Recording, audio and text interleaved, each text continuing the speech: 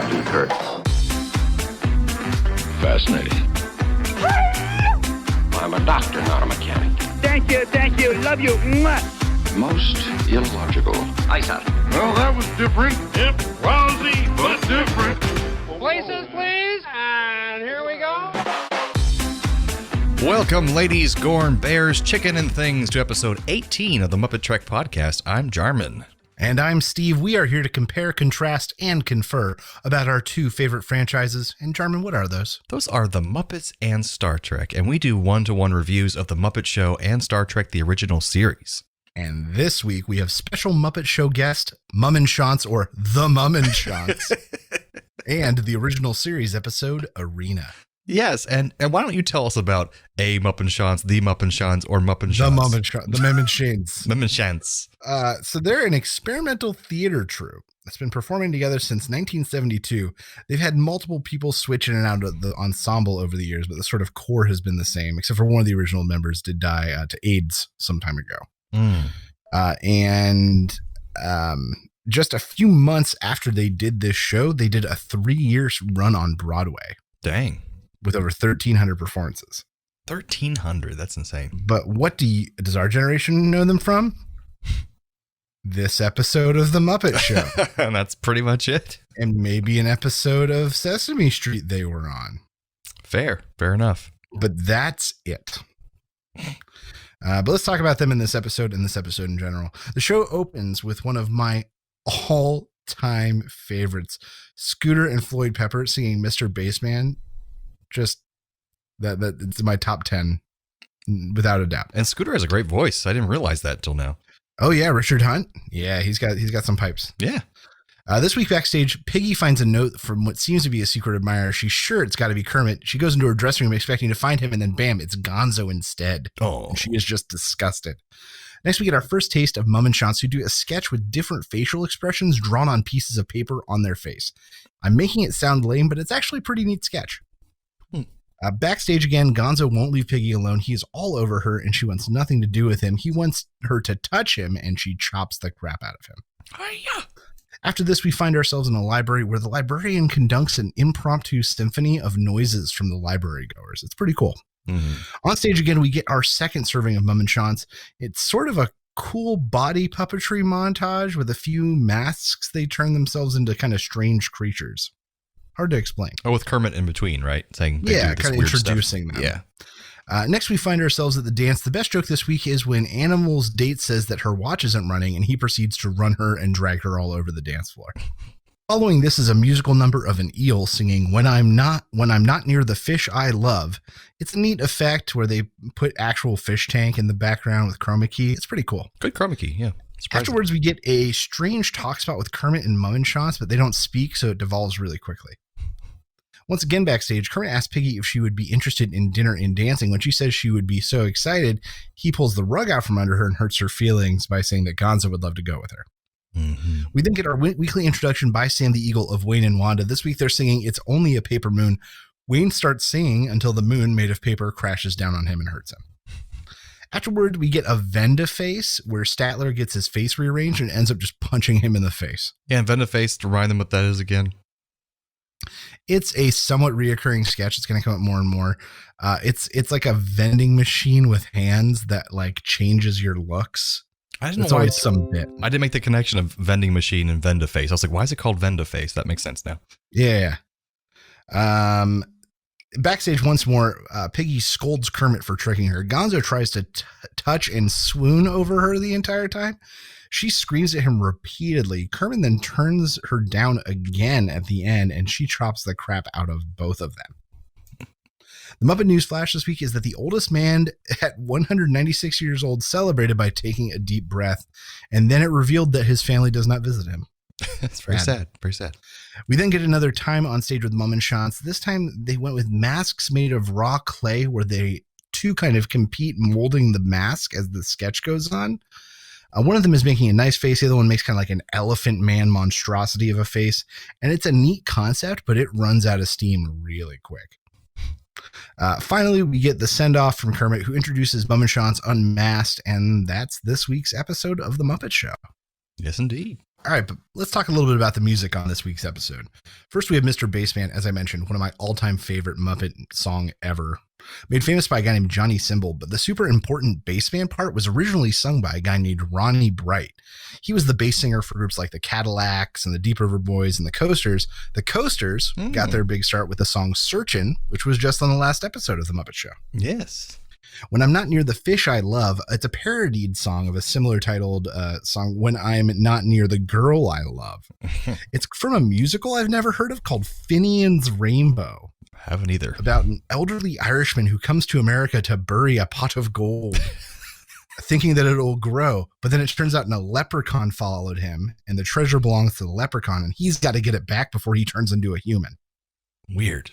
Yeah, never heard of this thing. It's only a paper moon from an old Broadway show called The Great Magoo that actually failed pretty hard. This song really found its popularity when it was recorded post-World War II by the likes of Nat King Cole and Ella Fitzgerald, and is now considered a jazz standard. Oh, yeah. Frank Sinatra's going to cover that, too. Yeah. So, John, what did you think of the Mummenshanz episode of The Muppet Show? Well, it's funny, when we first started this whole podcast, I remember you pointing out this episode in particular as being weird. Like, they have some unusual guests, and this was one of the ones you mentioned, because there's already some obscure guests, but these people were even obscure by those modern day standards at the time. Oh, yes.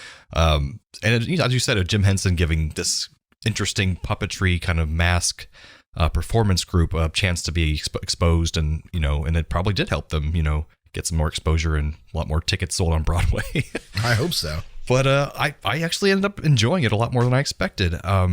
Strangely enough, I think I feel the opposite way about their first number, where they're basically taking off Post-it notes off their face to show different expressions. I don't think they timed it very well. It didn't seem like, okay. I feel like it didn't hit really well. I think I was losing the plot of the storyline, what was supposed to be happening between these two people the whole time. Whereas the weird creature scene that was pretty short in the middle, that was pretty good, interesting looking. I didn't know how they did some of that stuff. And then I really enjoyed the clay one. I do agree it could have been shorter. It evolved, and I was like, oh, so one's being good face, the other one can't do it as well. And then it just evolved into both of them just like mangling their faces. Yeah. And I felt like that section went on for forever. Because the original plot of it is really, the guy had almost like a Guy Fawkes mask molded into his face. Yeah. And it looked great. And then the other guy's trying to mimic that, and he's really bad at it. And that's just a really fun concept. And they did some amazing work with the clay without being able to see their own face. Oh, yeah. But then, towards the end, it's like, okay, they're going back and forth. They're just making big mushes of each other. But it ended funny with them kind of smashing their faces together. And, and what's cool is my girlfriend, who teaches drama to middle school kids, they're doing a puppetry section right now in class, obviously distance learning right now. And she had found that Mummenshanz Post-it note number when she was doing her research, and she was thinking of showing that to her students before she even knew we were going to watch this. So that was pretty crazy. Okay, cool. So Mummenshanz still has some YouTube power, apparently. Wow, they got that pull, huh? They do. And actually I did laugh out loud a couple moments. For some reason, the paper moon falling on him still made me laugh, even though we know something bad's going to happen to Wayne and Wanda. Every time. And I really loved how annoyed that Piggy was by Gonzo. She's like finally getting a taste of her own medicine. Yeah, Gonzo was really, this might be the first big, I'd say, breakout episode for Gonzo, truly. Yeah, he hasn't got much screen time yet. And even the other ones that featured him, like the one where Scooter became his manager, even that was pretty tame compared to this. Like, this was real. Yeah, and it's also weird for me because we went first and watched all the movies with our other podcasts, Play on Nerds, and I hadn't seen many of them. And in all those movies, Kermit's just already in love with Piggy, so it's not really a problem. They're already an item, yeah. Yeah, she's overbearing and stuff, and still hits him and gets mad. But it's weird seeing him in control, kind of, and being like, "Nope, I don't like you," and just pushing her away in all these episodes. So, but yeah, overall, I think this is a top middling episode for me. That's fair. I think it's weird. I think it's cool that Jim gave these people a platform to do this, but I don't know. I think this might be towards the bottom for me. Okay. I like seeing the weird puppetry, strange performances they did, so I kind of like that. Yeah, the sideshow is fun sometimes. Yeah, exactly. Interesting. So, Jarman, tell us about this week's The Original Series episode we watched. All right, so this one is kind of also a classic. We've had a lot of classics in a row now, called Arena, and many will know it from the famous Gorn that Kirk fights in this episode, which we'll get to about halfway through. So in this episode, we have the Enterprise headed to Cestus 3 to apparently have some kind of weird swanky party with the commanding officer there, because Kirk and Bones are like all excited about having a drink with this guy. But when they beam down, they find the colony completely destroyed on Cestus 3, and they have no sign of the commanding officer who was just talking to them on the ship. So it's all very strange. The voice also had told them to make sure to bring down some tactical officers, which was odd, and they didn't know why that was happening, and only Spock was questioning it. They find one survivor so far, and he says that they were destroyed by an unknown enemy. The landing party finds themselves also under bombardment by these faraway cannons. They can't see where it's coming from. And of course, 2 red shirts die, as happens, Like they do. Kirk finds a leftover grenade launcher, which apparently Starfleet has, and uses it to scare off the remaining alien troops, which they still can't see. But once they shoot off this big ballistic, kind of laser grenade, the sensors see that the aliens are leaving and going back to their ship, and they're taking off at warp speed. So Kirk and his crew go back to the Enterprise and try to chase them down, and they eventually get to this part of unknown space, and all of a sudden both the alien ship and Kirk ship just lose power entirely. And they're contacted by this mysterious voice, once again some overpowered alien race called the Metrons. And they come on the view screen and say, "We are going to make you fight the captain of the other ship because you've infringed on our space. And the only way to solve your problem is to fight to the death. And whoever wins, their ship will get to go away scot-free, and the other person will die and their ship will be destroyed." Because they've invaded on Metron space, and they're calling us primitives again, which happens so much in Star Trek. So Kirk suddenly disappears, making Uhura scream in terror, and he appears down on the planet below, and he discovers the alien he must fight, which is the giant Gorn lizard-like creature that we've all seen in pop culture for many years. They scrap for a while. Kirk gets his butt kicked pretty bad, and he realizes the only way he's going to beat this giant Gorn thing is if he uses his mind and comes up with something inventive to beat him. The Gorn finally uses the translator device that the Metrons gave them, and he says, "Just give up and I will kill you quickly." Kirk says that the Gorn are butchers for destroying the defenseless colony, but the Gorn counters that the colony was an invasion of Gorn space, and they were just defending themselves. They thought they were being invaded by Starfleet. So Kirk soon figures out that the materials on the planet can be combined to make some kind of gunpowder, and he uses a big bamboo tube and puts the materials in there with some diamonds as bullets, which is crazy. They actually did this on Mythbusters in 2009 and said it wouldn't work at all. He waits for the Gorn to come and then shoots him with his makeshift gun. The Gorn is gravely wounded, and Kirk decides that he's not going to kill him. He's like, "I don't care what you want me to do, Metrons. I'm not going to kill this guy." And this makes one of the Metrons appear, and he's this androgynous, godlike looking creature. Kind of like an elf almost. Yeah, a little bit. And he has like a weird dubbed voice that's not his voice, obviously. And he says he's surprised by the mercy that's shown by Kirk. And he asks Kirk if he wants them to destroy the Gorn ship now, and Kirk says no, that he wishes to communicate with the Gorn people and reach some kind of agreement. So the Metron says that humanity is still half savage, but there is hope, and that they should contact them in several thousand years when they're up to their standards. So Kirk's transported back to the ship, and they are suddenly several hundred parsecs away from Metron space, and the Gorn are nowhere to be seen. So that's Arena. It's a mouthful. It is. So just a couple of little things of trivia here. William Shatner currently suffers from tinnitus. He talks about that in his book as well. But it was due to an improperly timed special effects explosion on this episode that he's had tinnitus the rest of his life. This is also the first episode that photon torpedoes were used, which is kind of cool. They're there for the rest of Starfleet history. Also, his first reference to Starfleet in an episode, which is Starfleet. Yeah, they keep saying weird names in previous episodes. Now it's going to be Starfleet. Unified Space Group. Yeah, exactly. They finally figured it out.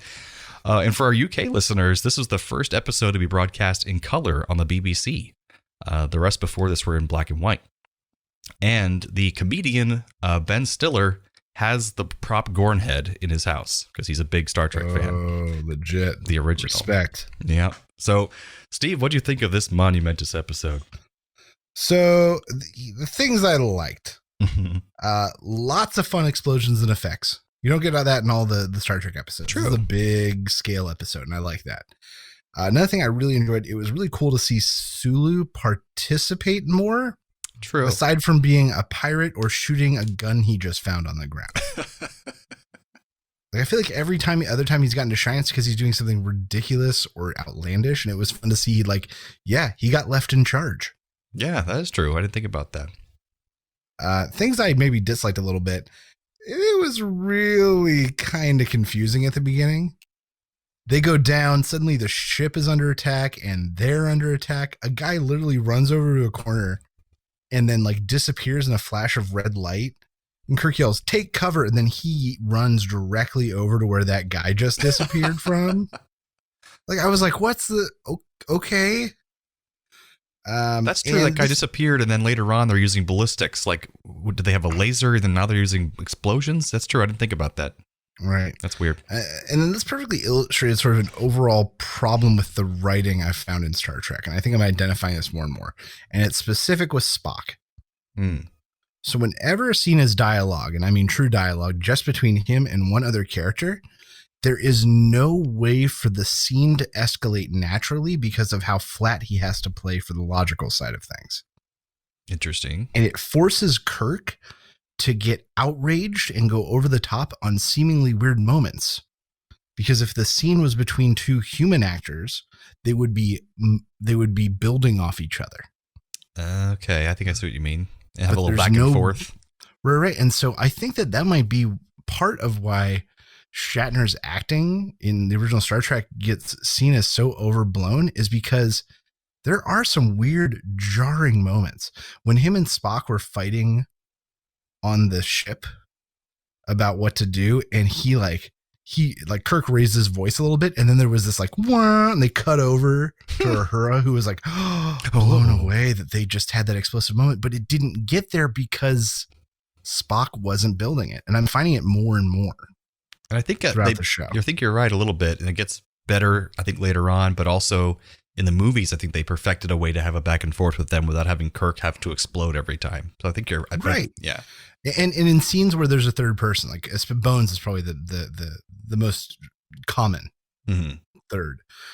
Things escalate perfectly because Bones can escalate with Kirk. And Kirk can be smarmy and Bones can be the angry curmudgeon, and then it kind of works together. And Spock can play the flat man, but when it's just Spock and someone else, the other person always has to escalate. Yeah, and get real racist. And get so racist every time. It's a good point. So I think that's just an overarching, and then this falls into the group of episodes I dislike of we are an advanced race, silly humans. You passed the test. This happened like 5 times now. Understand. Goodbye. This happened 5 times now. 5 or 6 times at least. And that's exactly how the episode is end. Some like Deus Ex Machina random alien shows up and like laughs at their futility and then drifts off into space. We're only at episode 18. This has happened like 5 or 6 times. So that's another reason maybe I dislike this one a little bit, because it falls into that category. Yeah, Shore Leave is the old guy. He's like, hey, this is just a vacation planet. You're just a primitive human. You would understand. And then, yeah, the last episode is like, oh, sorry, our son. He's a godlike being. You wouldn't understand. So yeah, I really enjoyed this episode for its silliness and the old costume of the Gorn, and it's just kind of iconic. But it is not very high up on my list as far as a good episode, because you're right, there's just not a lot of great writing moments, not a lot of great originality. But it's kind of fun and funny at times, and like you said, action sequences, that kind of thing. So yeah, some big moments. It's towards the bottom of the stuff we've watched so far, though. I think for first season. Fair. I think I put it in that category too. Nice. So Jeremy and I have got some great Trek connections this week. So excited.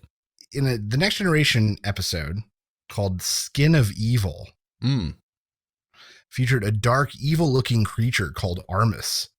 And apparently the design team that originally proposed was going to be like a wacky Mummenshanz inspired creature. Really? But then they pitched it, and then they decided that was a terrible idea. Because it's Mummenshanz. Because it's Mummenshanz. In December of 2012, Shatner was rebooting his one-man stage show in Chicago at the same time Mummenshanz was also performing there. That's hilarious. All right, here's the most interesting one. Gary Combs was a stuntman and one of the performers of the Gorn. Mm-hmm. Not only did he do stunts later on Wrath of Khan, but he went on to be the stunt coordinator for a ton of movies. including History of the World Part 1 and Dracula Dead and Loving It, both Mel Brooks films. And as we all know, Mel Brooks made a cameo in the Muppet movie. Wow, that one was a long walk. Whew, it's like 7 degrees of Kevin Bacon in here. Are your legs tired from that long walk? Oh, man, I got to stretch next time. That's pretty fantastic. Those were the best ones I could find. That's wonderful. So we have similarities. Similarities, yes. I think you have one more than I do, so you go ahead and go first. I do. Both feature someone trying to push someone away while they are being held. Piggy with Gonzo and Kirk with the Gorn. Both episodes have one of the main characters using karate on a monster/alien. Piggy and Gonzo and Kirk on the Gorn. That's right. That was my second one too. They both got chops. Both feature strange and alien creatures, the Gorn and the weird creatures from the Mummenshanz. They are strange alien creatures. Both have people of different backgrounds and communication methods that had to learn how to communicate with each other. Kirk and the Gorn, and then Kermit and Mummenshanz during the talk spot. Yeah, you're absolutely right. Basically the same episode. Yeah, it really is. Oh God, what's that? Transporter malfunction. Transporter malfunction. So now it's that part of the episode where we take one character from one episode and transport them to the other episode and see what happens. Just make that chaos go on. So what you got for us, Steve? So I said we would take one of the Mummenshanz paper faces that you didn't like, Mm-hmm. and you swap them for the Gorn. So they're facing off against Kirk, and they're getting closer and like drawing angry eyes on, and putting on a mean face, and then winking at him. And then Kirk just punches it in the face, and the fight's over. It'd be so good. What about you? I had Gorn. The Gorn trades places with Gonzo, pursuing Piggy, but nothing is translated. He just makes those noises the entire time.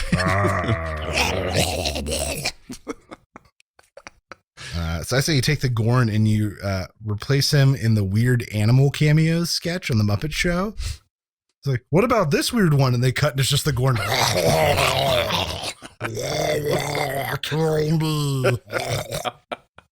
That's amazing. I have Piggy trades places with Kirk because she is also great at the karate. Oh, she was just her helplessly chopping the Gorn. Yeah, just jump kicking him and chopping. All right, that's a good one. That would be fun. So I think that brings us to the end of episode 18 of the MuppeTrek podcast. Join us next time for episode 19 of The Muppet Show with special guest Juliette Prowse. And original series episode Tomorrow is Yesterday. So from the lovers, the dreamers, and us. Live long and prosper, everyone. Thanks for listening to the MuppeTrek podcast. Be sure to follow us on social media on Facebook and Twitter. Subscribe to us on Apple Podcasts, YouTube, Spotify, or your favorite podcast platform. This podcast has been brought to you by A Play on Nerds.